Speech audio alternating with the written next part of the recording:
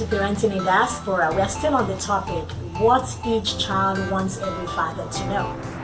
And I'm going to share the results that I received from the 3 questions that I posed to a few young people.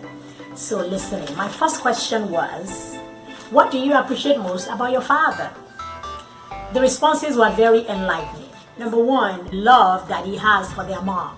That came with almost every response, love for our mother. So what that means is, sometimes you don't even live with the mom. Sometimes you've even separated or divorced, unfortunately. But I think what the children are saying is, even if this situation is what it is between you and their mom, they expect kindness, they expect courtesy. Even if you are not in love, they still expect these graces to be extended to their mom. Secondly, they talk about his love for the family, and they give examples of how a man shows love for his family or how he loves his family. Endless sacrifices that he continues to make for us. Being selfless, putting us and our needs first. Working hard to give us a good life. Making sure that we had family worship. And I thought that was wonderful coming from the young people.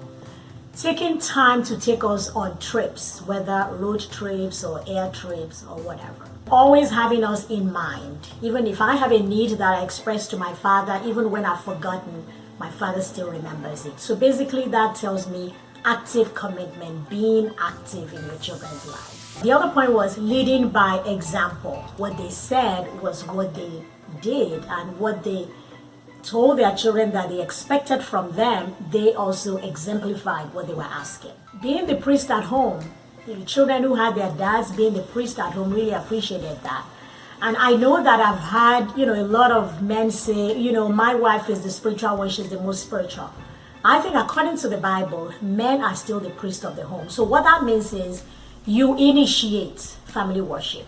Whether or not you are the most spiritual or not doesn't stop you from calling your family together for prayer. I remember growing up, my father used to ring the bell, and then the bell would signal everyone to come to the living room for prayer.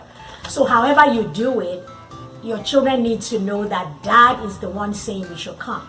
And after you come together and the discussion begins, if the mom happens to be the one that has the most to say or whatever, but be the one that initiates, and then just say whatever you have to say according to the wisdom of God.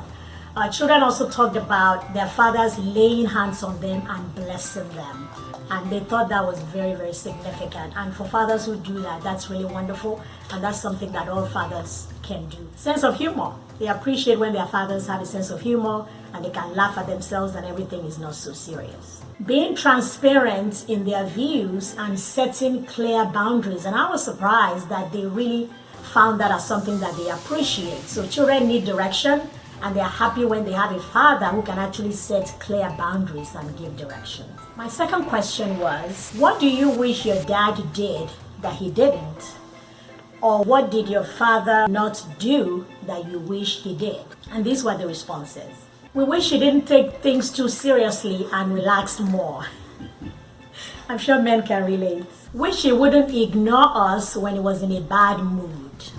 It's not the children's fault that you're in a bad mood. And even if it is, it's not good to ignore. We wish he was more vulnerable and didn't act as if he never made any mistakes growing up. We need him to be real and vulnerable and let us know that, yes, I've been there and, we can work through this. They wish that his punishment would be constructive, not just punish to punish, slapping around or whatever, that, the children really know exactly what they are being punished for and that the punishment is not bigger than the whatever infraction. They wish that he talked to them more about the opposite sex. They wish that their dads would be interested in what interests them, especially sports. And I know that a lot of times with us immigrants, we're just interested in working, 2-3 jobs, whatever. So a child has a game at school, we don't think that's important, maybe mom will go, but they really wish that, if they have a game, if they're interested in sports or anything like that, or the girls, whatever it is that they are doing, whatever activities, they really appreciate if the fathers are interested and they show up to support them. They wish their fathers had one-on-one time with each child, not during family devotions, not during road trips, not when mom is there, but they wish that each father will actually have one-on-one time to spend with each child at some point or the other. They wish she had listened more to their opinions, not his opinion, not it being just his opinion or the highway. They wish their fathers listened more. They wish that their fathers validated their feelings more and not just act macho like, oh, why are you worried about that? There's no problem. They wish that fathers would step back and actually acknowledge however it is that they're feeling. And this came from, boys and girls, it didn't matter. And finally, they wish he was more patient with their mistakes. Then the third question, and this question was very important to me. The question reads, what thing or things did your father do or that your father was that kept you from being rebellious and engaging in activities you know are dangerous and or unacceptable? And I have this question there because I have seen in a lot of situations when the father is not involved, whether the father is absent or the father is just not involved in his children's lives, that children make certain decisions that they would not have made if they had a father that was there, present doing what he was supposed to do. I see a lot of times when the mothers really try hard, they do whatever it is they can do and still, children make some decisions. So I believe that fathers are very, very important in preventing all these mishaps that children sometimes have. So I posed this question, and these were the results that I got from the young people. Some of them said the tone in his voice was all that was necessary. And almost everyone had this response, that dad made sure we were safe. He gave us curfews. We couldn't stay out late even though the rest of our friends did. So he taught us how to be safe and made sure that we were safe. And the children went on to say that many times we didn't like it. We didn't know why we shouldn't be out when our friends were out. But now they saw it as something that was good that their father did, that he actually made them safe, because I'm sure many of them know what happened to their friends because they had the liberty to be out at night.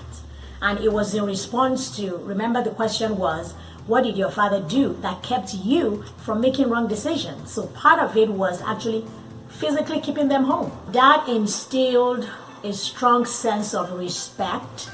And so there was so much respect for the dad that they didn't even want to do something that would disappoint dad. That instilled fear in us because we were afraid of the consequences.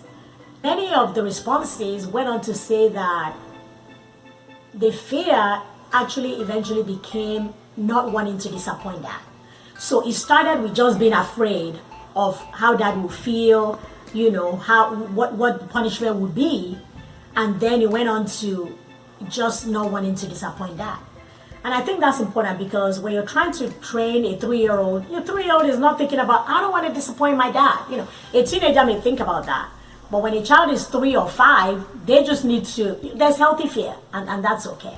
That I can't do that. And the only reason I'm not doing that is because, I don't even, my dad is going to do this. And I remember, we spanked our children when they were little. And I remember at one time, my husband just had the stick on the refrigerator. And many times when they were acting out, all he needed to do was just look up at the stick. And they just behaved to themselves, just without having to touch it, because they knew what was coming.